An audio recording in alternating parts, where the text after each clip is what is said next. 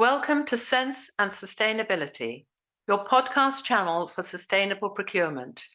We hope you like what you hear.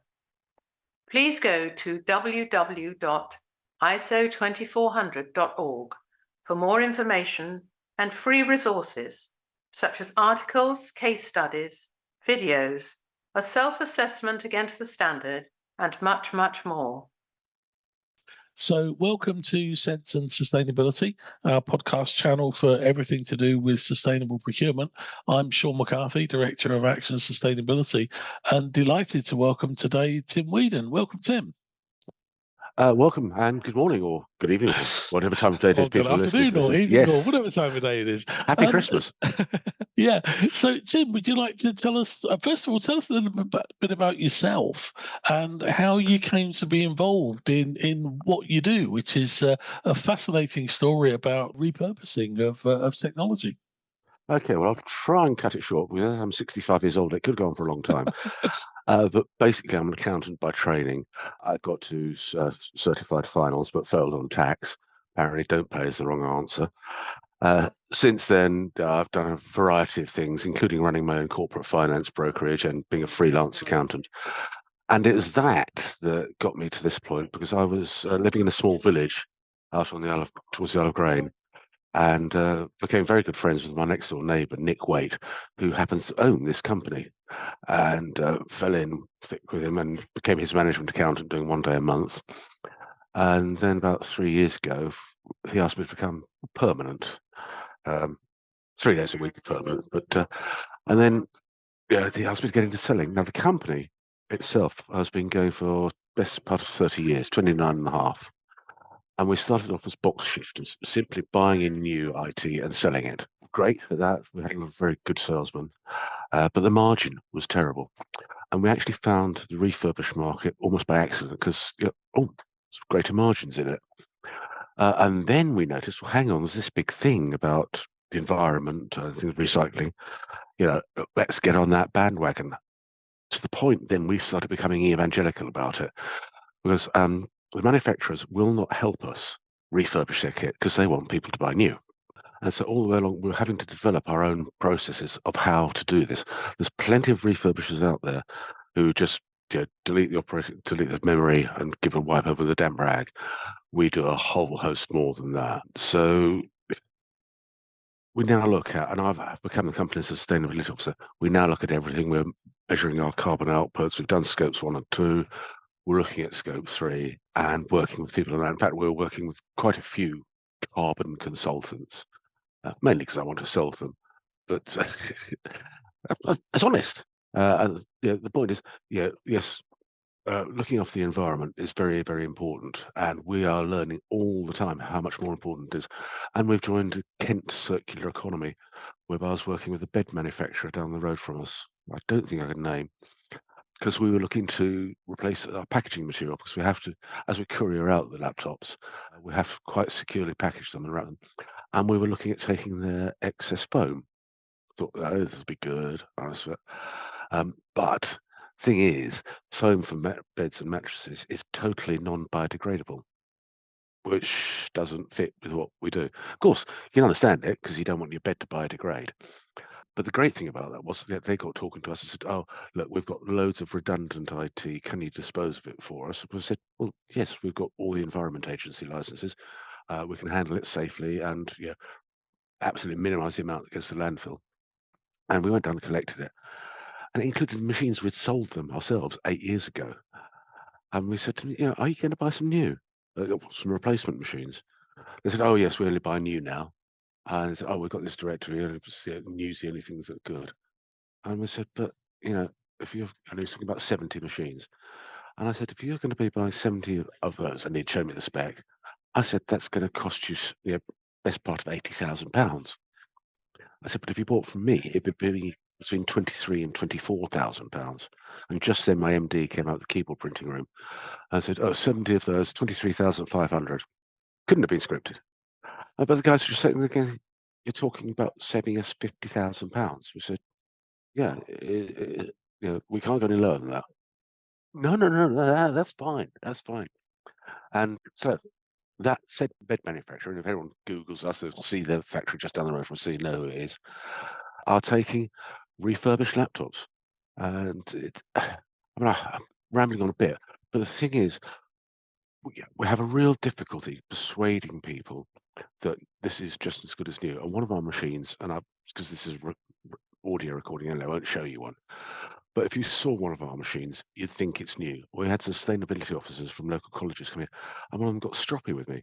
Why are you showing me a new machine? I want to see refurbished. And I had to be polite. I said, well, if you knew your models, you'd know that that one's 5 years old. And she didn't. And then she got out a little eyepiece and looked at it and said, well, I suppose it's not new. So that's the point. They look as good as new.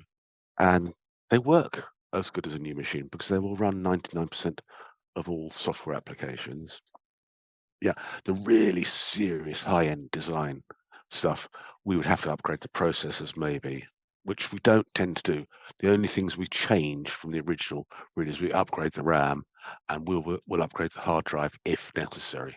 But other than that, it's when you want me to, Sean, I'll go into the process and explain the process. But the whole point is, one of our machines has 1/5 of the carbon footprint of its new equivalent. Now, that's just got to sink in for a bit, hasn't it? 1/5. Now, a manufacturer with the initials HP has said clearly in public on their website that the production of one of their new machines puts 350 kilos of carbon into the environment. The production of one of our machines, we estimated about 5 years ago, puts an extra 70. And it's important to say that extra 70 kilos. Now I'm remeasuring it, and at the moment we're calculating it's going to be more like about 50.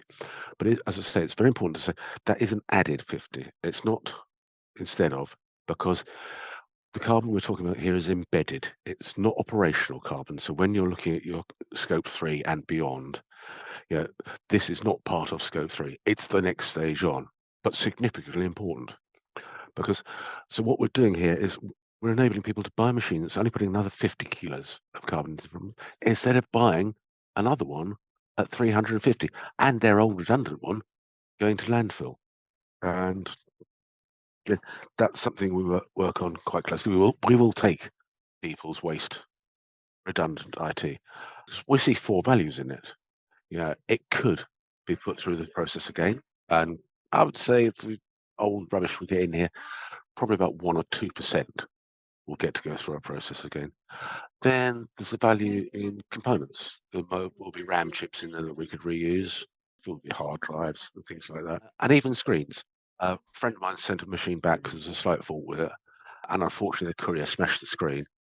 We kept it for about a fortnight until we were able to find a touch screen because his daughter had needed a touch screen on another machine that was otherwise dead, and fitted that touch screen on for nothing.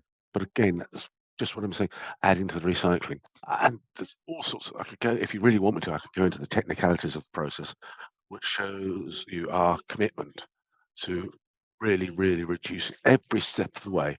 We're looking to reduce the time and effort, reduce our costs, obviously, and reducing the carbon footprint and the amount of stuff going to landfill.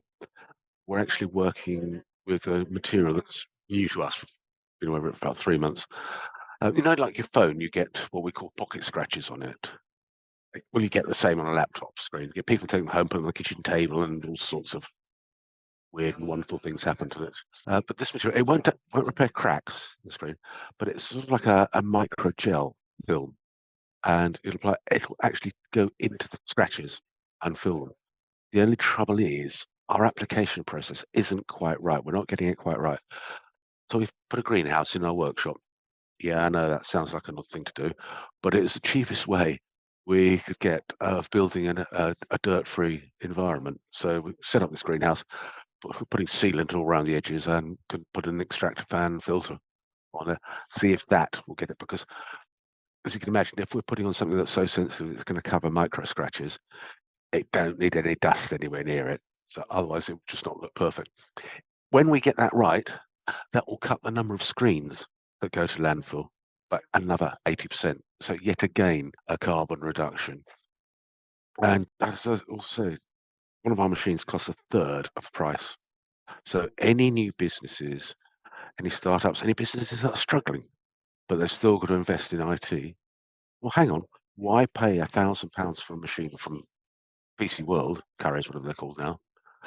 That won't be as good because that'll have a plastic frame, whereas ours have a metal chassis. If you break the keyboard, you've broken the whole machine. With ours, you can replace them.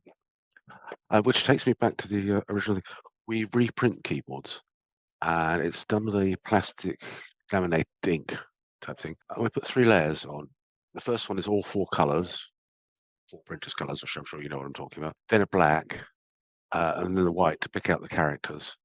Now, we can print so precisely that the light on the numbers lock and the caps lock key will still show through. And that's the quality, sort of attention to detail. And as in manufacturers don't help, they will change the dimensions of the keyboards ever so slightly every 6 months or so. They don't tell us, they will not tell us. So we have to get out vernier gauges, things, and check it and remeasure it and reprogram the printers. So it'll do it. We can get keyboards that come in with Russian alphabet on.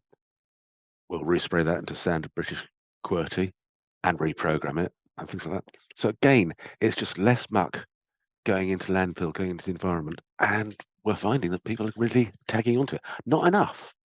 It's very hard to get the message across, and that's my next thing. Because I noticed, Shaun, you picked up on something. IT managers, they like bright, shiny things. They will come out with lines like, "Oh no, we've got to have the latest processor, the fastest processor." And there'll be 3 people in the company, my target. There'll be a sustainability officer, he or she will love me because of our message. The finance director, also, it's a no-brainer, yeah, a third of the cost. IT managers, they like to protect their own domain. I hope there's no IT managers missing, so I'm going to be rude about them. It might be, but carry on. Yeah, well, perhaps they'll learn. Oops. They like, a lot of them, they like the bright, shiny things. They like to justify their existence to their budget. So we've got to have the latest, fastest processor, and they'll bamboozle the other 2 with technical things. It's got to have this, it's got to have that. Well, sorry, you're wrong on 4 counts. One, most of what businesses are doing, small business, medium businesses, is cloud-based. So the speed is dictated by your broadband. Secondly, as long as it's capable of Windows 11, processors after, say, 8th gen are not actually faster. They're more efficient because they're what's called split core, and they run at a lower temperature and therefore use less electricity, fans cooling them. But they're not faster. Any minute increment in speed, you wouldn't notice anyway because of what I said about your broadband. And even if it is that fast, human eye wouldn't notice it. But here's the killer, and they don't like it when I say this. If you're running Windows operating systems, Windows throttles the processor. It controls it, same as the throttle on a car. It doesn't matter if you've got an Aston Martin V8. If you've got something controlling the pedal, it'll run at that speed. These machines will only run at the speed that the processor dictates because it's trying to reduce the contention ratio between all the various bits of software. And that takes us back to the other thing. If your machine's running slow, it's because you've got too many cookies and other rubbish on it. So get somebody who knows what they're talking about, not an IT manager, of course. No, seriously, get an IT manager to clear up your disk. I know I used to do it and don't do it anywhere near as much now, but I used to go into internet history and clear down cookies and things like that. And that'll make a slight improvement in speed. But that's sort of veering away from my main message. The main point is, and if you were to come around our premises, you'd see this. Every cardboard box that comes in with goods in gets put to one side, and it's either used for packaging what's going out, or if it's damaged, it gets shredded and is used as a packaging material. Yeah, we take it down to that detail. We are trying to get further and further. I'm an accountant here, and the first thing I do is, what are all these files doing here?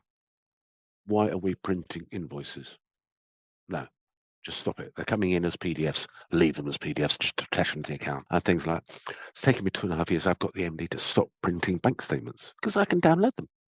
Yeah, so it's working. Oh, by the way, I'm the oldest in the company, but it's a great challenge. As I said, I was management accountant, still am, and I do a lot of that. It takes up a portion of my day, but it's a great thing. I'm involved mainly in Kent, but I'm also doing lots of education establishments, which is another thing I'll talk about. Because that's a great market for us. Because education establishments, they're under pressure to cut their carbon footprint, image thing apart from anything else, but they all believe in it, which is great. They're also under budgetary pressures from the local authority, which in turn is from the government. So what we're offering is a no-brainer. Third of the cost, a fifth of the carbon footprint. We also like to talk to construction companies because they are under huge pressure because of their carbon footprint. the carbon in concrete is horrendous. Anything they do in the construction industry to cut their carbon footprint pushes the prices costs through the roof, except for what we do, which is great.